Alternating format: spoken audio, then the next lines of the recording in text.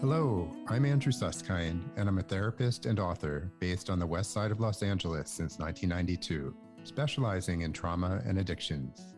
Welcome to my podcast, named after my recent book, It's Not About the Sex. Here we have honest conversations related to compulsive sexual behavior and trauma, all from a sexual health perspective. Our intention is to offer fresh viewpoints and practical strategies toward establishing greater intimacy and a more deeply connected life. Let's begin.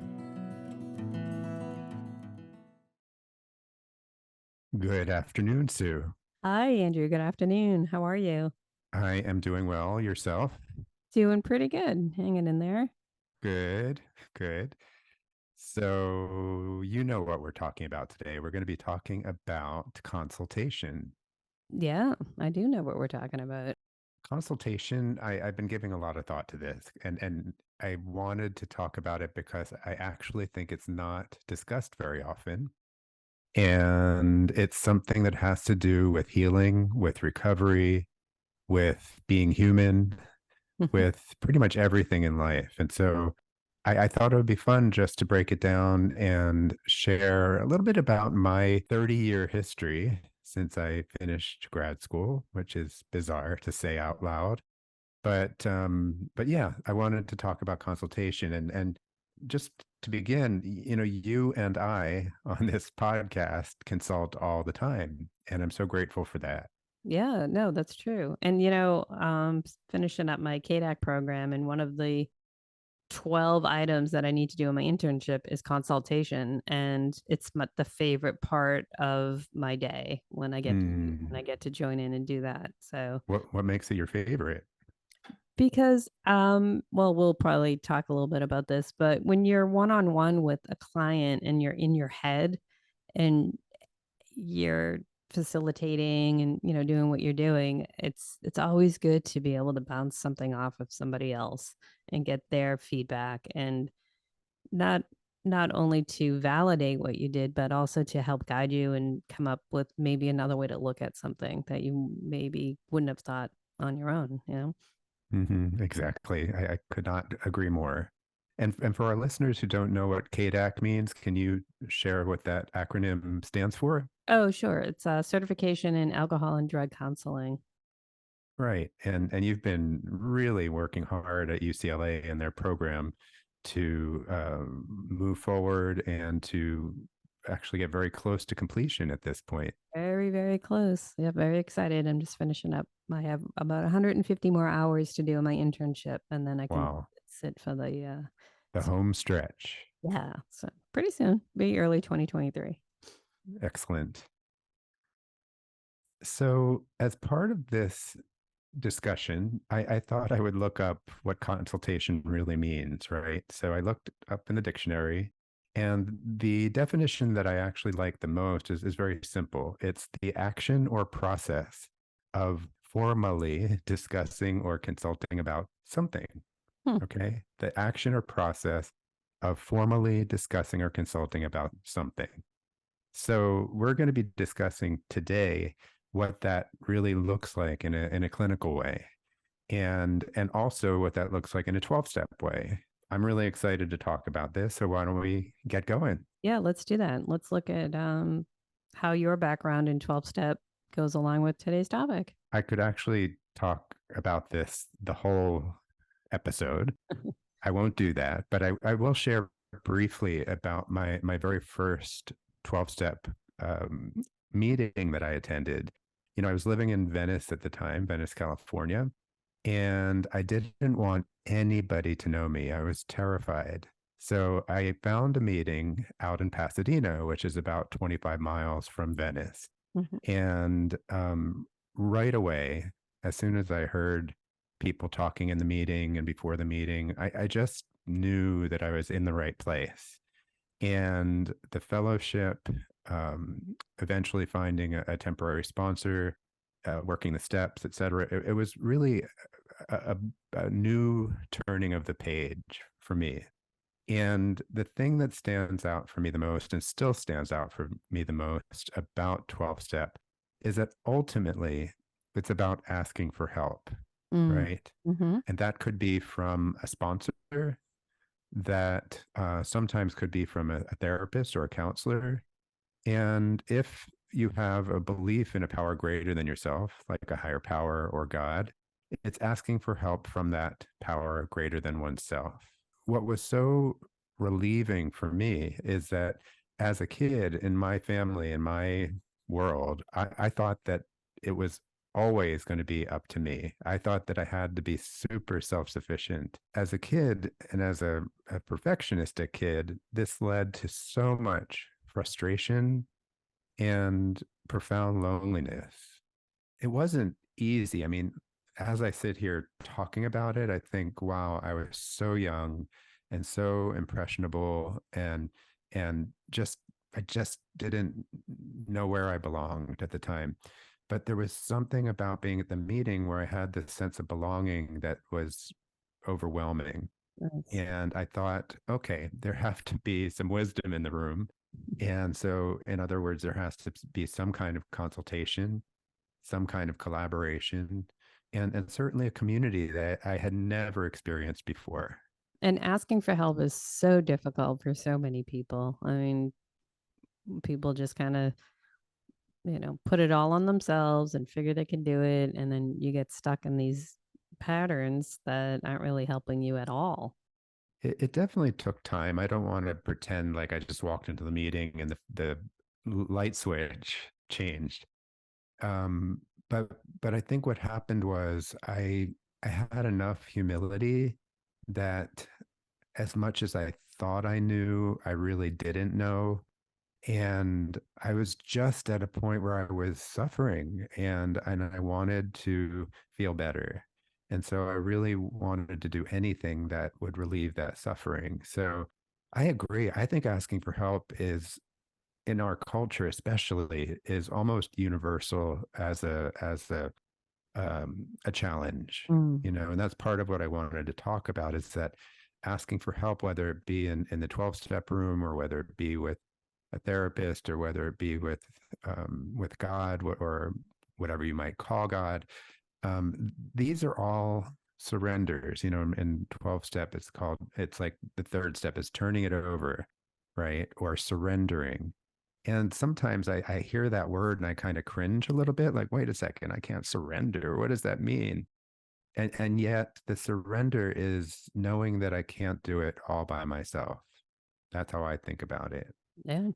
Yeah. So I'm just so grateful for all of the wisdom around me in my life that I get to delve into. All right, let's go look at how this topic applies to being in private practice like you are today. Sure, sure. So in private practice, or maybe in a lot of different settings, but since I've been in private practice for many years now, it really is about being humble. It's actually a very parallel idea. And through the years, I've had a lot of newer therapists say to me, "What are the keys to building a practice?" Like, they want the marketing tools to be able to build a practice and be successful. And what I say to them is, this is what's worked for me, number one. So take what you like and leave the rest. But the first thing is, for me, is to find the very best therapist that you can afford. If I've been working with the same therapist for almost 14 years, I've been in therapy since I was 17, with a couple breaks in between, but basically for the last 41 years, I dare Mhm. say. And so having a therapist that I can rely on and that I can absolutely use as a collaborator. I do believe in relational therapy, and I believe in collaborative therapy. And so having a therapist who's really there, not just as a blank canvas, but somebody who's really there in the relationship, who I can rely on emotionally fully, right? So Mhm. that's number one. Number two is to join a consultation group with, hopefully, with like-minded clinicians. And I've been in many, many consultation groups, and I'm going to share about them in a moment. Like you said before, there's nothing like getting outside opinions and perspectives and clinical ideas around issues that are really at times can be truly be a dilemma. I get stuck with some of my clients, and I don't want to just go back week after week after week and be stuck within myself. I Mm. want to ask somebody, how can I work with my stuckness, and what is this stuckness about, and how can I move forward so I can be more effective with my client? So consultation groups is number two. And then for me, I've always immersed myself in advanced trainings. And what I mean by that is various kinds of trainings that have been really meaningful for me, have been fun for me. Most recently, it's been somatically focused trainings like brain spotting and somatic experiencing. Mhm. That's been super important and just so complementary to what I've been doing all these years as a talk therapist. And then the other kinds of trainings, generally for me, have been around group therapy and have been around anything around addictions, right? So, and trauma, by the way, that I don't see them as separate. So those are really the three areas: the best therapist, the best consultation group, and the best advanced trainings that you can possibly find. So they're all about asking for help. I guess that's the bottom Exactly. line, that Right. being in therapy is about consulting with a person that you trust and a person that you respect. Consultation groups are really being around people that I can trust and that I can respect, and really help me stay on my growing edge by learning from others Mhm. and helping others learn as well. And then the advanced trainings that I've done really allow me to be a beginner again. This idea of the beginner's mind. And I enjoy starting from that place of the beginner's mind, and learning and stretching, and especially recently with brain spotting, that's been the biggest example in recent times. And these are all forms of seeking consultation. And being open to learning and hearing new things. There's always new discoveries and new findings and, evidence-based therapies and different things that people have experience with that are working that you maybe not would have considered. So I think all those things together are fantastic and just helpful for moving forward in your private practice.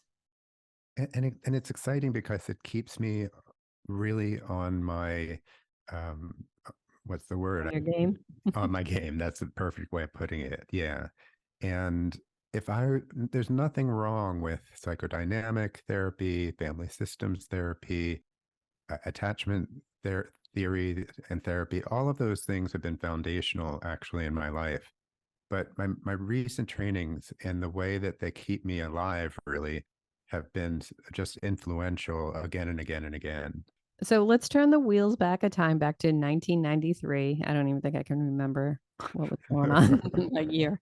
Um, but tell us about your first experiences with clinical supervision and with consultation. Wow. Okay, 1993. I just started in part-time private practice with two wonderful women, Cindy Busto and Jody Frank. We were part of a center called West Coast Counseling Center, and they were just, I have to say, I felt like I was in a nest, and they just let me hang out in their nest and nurture me and help me along when I was super young. I mean, I wasn't even 30 yet. And so I was so fortunate to have their love and nurturance and patience, a lot of patience with me. And that was the very beginning. And then at the same time, I actually joined a consultation group that was the group that my aunt was part of. My aunt Ruth, I sometimes talk about her on the podcast. Ruth was a psychologist. She's retired now. And she was in a group with this gentleman named Bert Schaffner. And Bert was this very kind of avant garde. He just put together a lot of different decades of wisdom into the consultation group. And it was fantastic. I was super young, but I was in the group for close to 10 years.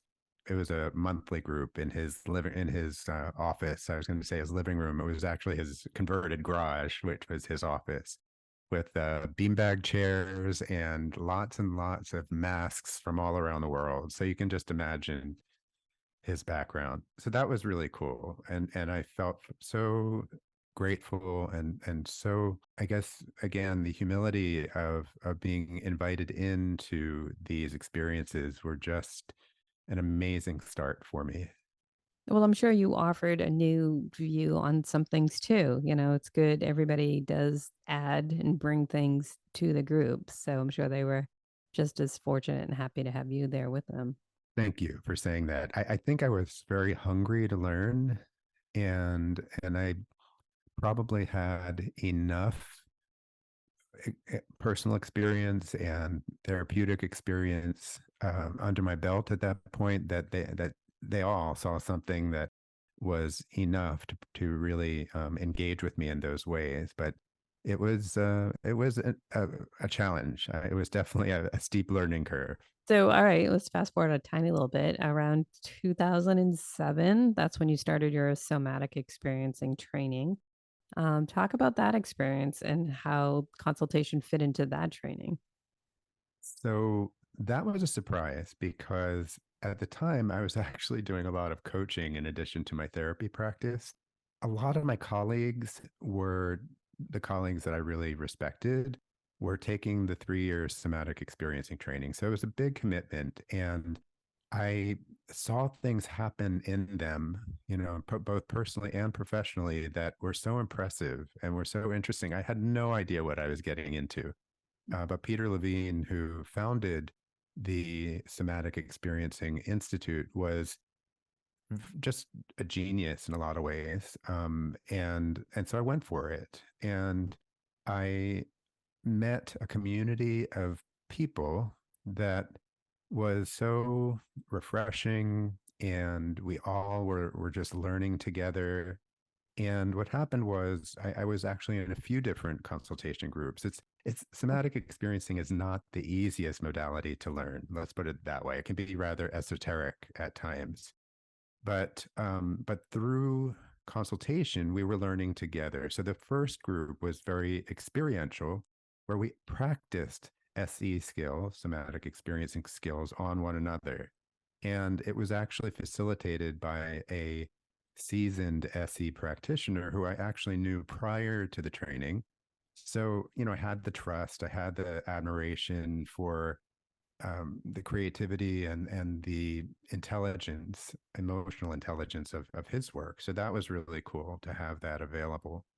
Then the second one, after that one kind of folded, was a peer consultation group where we would bring in cases and talk about them about from an SE perspective. And so again, it was really rich, and I felt like I was with a group of wonderfully talented SE practitioners who actually I felt got it more than I did, and then that was really exciting to have those skills around me.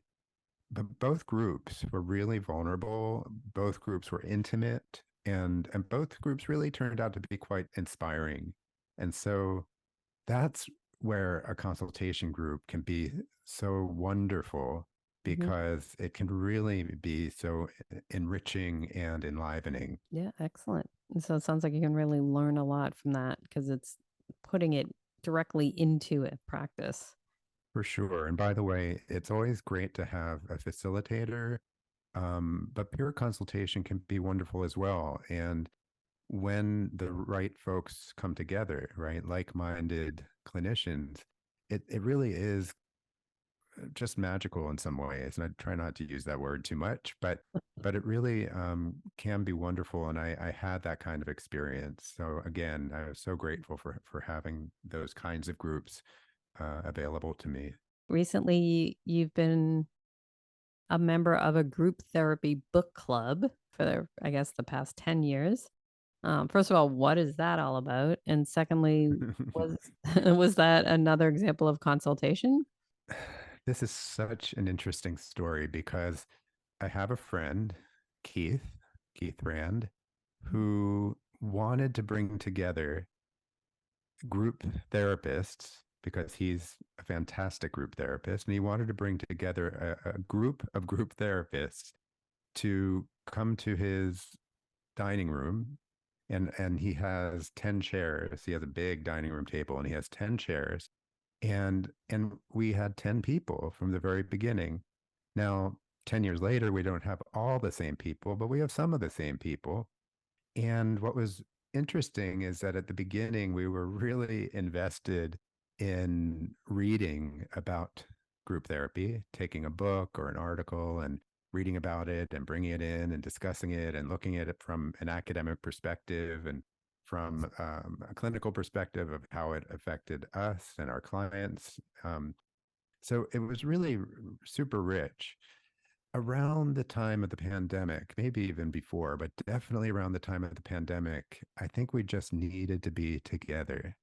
And we were not together physically, but we were on Zoom and we actually met every single week Wow. during the pandemic. Not everybody came every week, but it was like a refuge for us. Mm. And so we did talk sometimes about our groups because we were now doing all our groups on Zoom, which was new for us. Right. And so we definitely consulted with each other. And consultation has always been part of the group therapy book club. I don't really want to call it a book club anymore. It's really a group therapy support group. Mhm. But either way, consultation has always been part of it when we run into some kind of barriers in our work.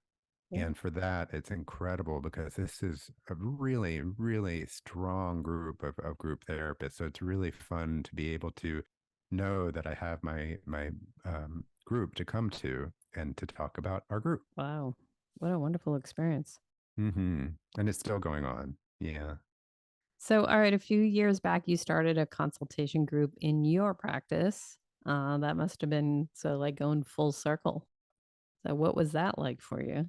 Yeah, it definitely was like going full circle. I mean, I remember back when I was in Bert's group back in the 90s, I was super young and here I was a little older, a little more gray hair, and I decided to invite both my current associates and my past associates into the consultation group.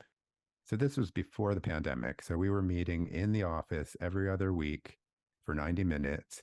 And what was really fun about it was we knew each other so well, and there was so much trust and love among us that it really was a very safe arena to be able to talk about some of our clinical dilemmas and challenges. And so the kinds of emotional risks, the kind of introspection that took shape in that group was just beautiful to watch. Mhm. And there's so much disclosure in terms of what was triggering people by their clients or at times by their groups, that it was just one of those moments. I just feel tender as I talk about it because it was just such a great experience. Mm. It seems like all of these experiences are so rich. I mean, just you can't get that anywhere else. So I have a little bit of a um, caveat to all of this, Hmm. and this is a little bit of judgment, so bear with me. But there's a lot of therapists out there who are not in therapy, and there's a lot of therapists out there who don't see consultation. Mm. And it's not that I try to compare because it's apples and oranges. If that's the way they choose to run their practice, that's up to them. But with that said, I work differently. And I believe that therapy is part of my work week, going to therapy, that is. Right. And I believe that seeking consultation is also part of my work. And so I say all of that because I believe so firmly in staying sharp and having the kind of consultation available Mm. to me that it's just foundational, in my opinion, to what I do. Yeah. But so why are you sharing this with us now? Well, just to encapsulate what I was just saying, quality consultation for me is what I consider part of my professional mandate, right? It keeps me growing. It keeps me learning and stretching, and it reminds me, what I know and what I do not know. Right. I think that's so important for me to be able to distinguish all the time. What do I know? What do I need to know? Or what could I use help with? So so consultation allows me to integrate what other people have to say. It's not that I have to agree with everything everybody has to say, but just to listen and to try and understand other viewpoints.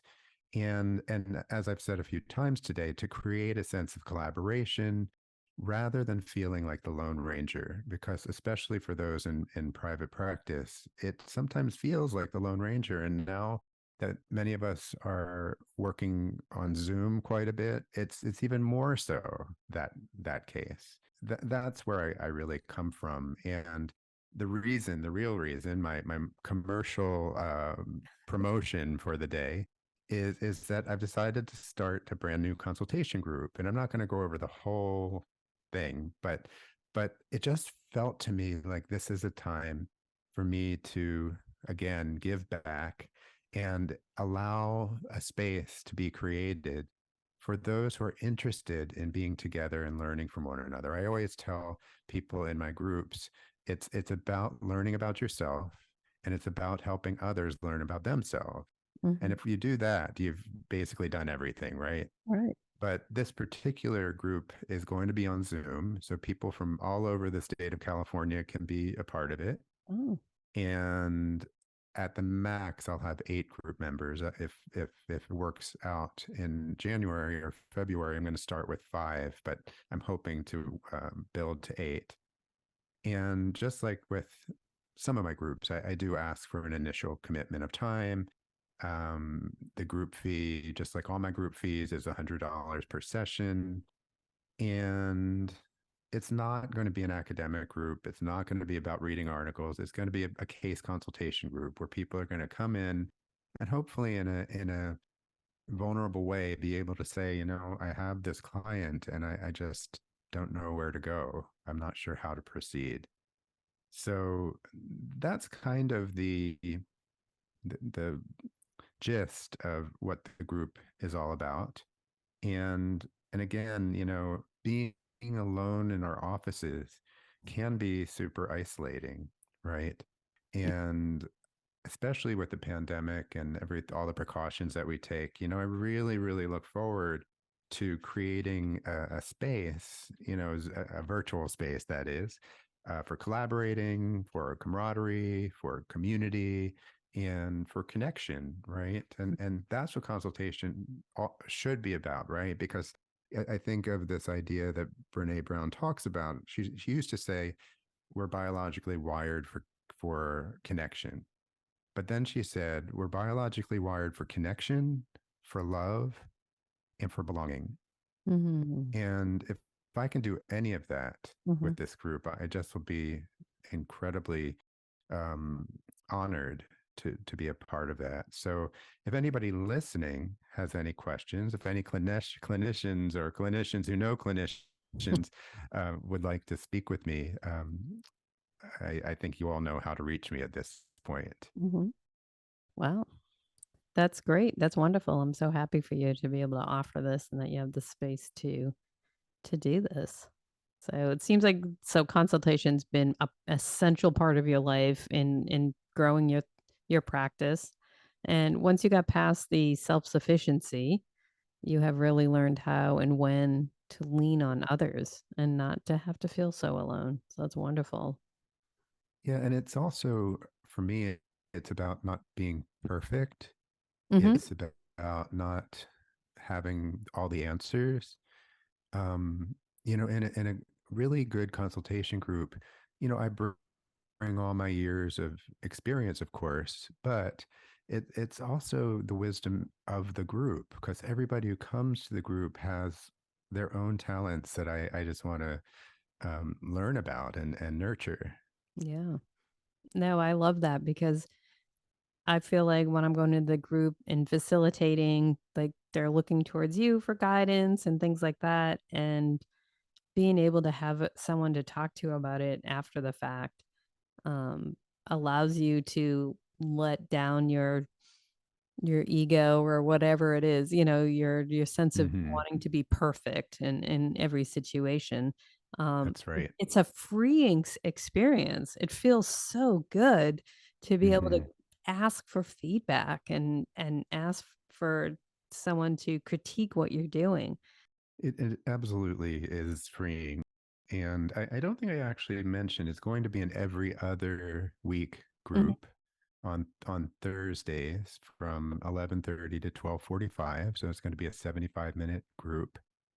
And I always meet with prospective group members one time to make sure that it feels like a match. mhm, And also the group itself right now is almost ready to launch. I need two more people to get it started.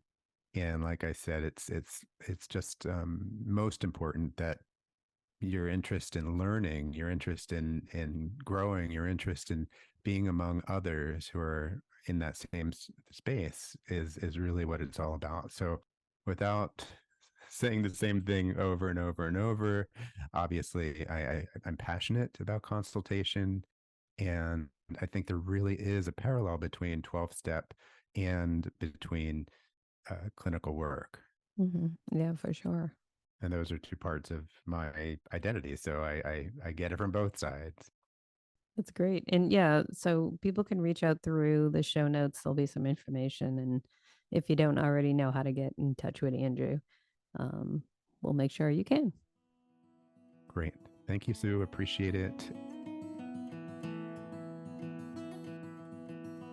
Thank you for listening today. As always, it was so great sharing the time with my colleague and friend, Sue Merlino, and discussing this really meaningful topic that has been part of my life for many, many years. If you're so inclined, please give us a 5-star rating and be sure to subscribe and share my podcast with those who may benefit. I look forward to you joining us the next time, and don't forget to stay connected.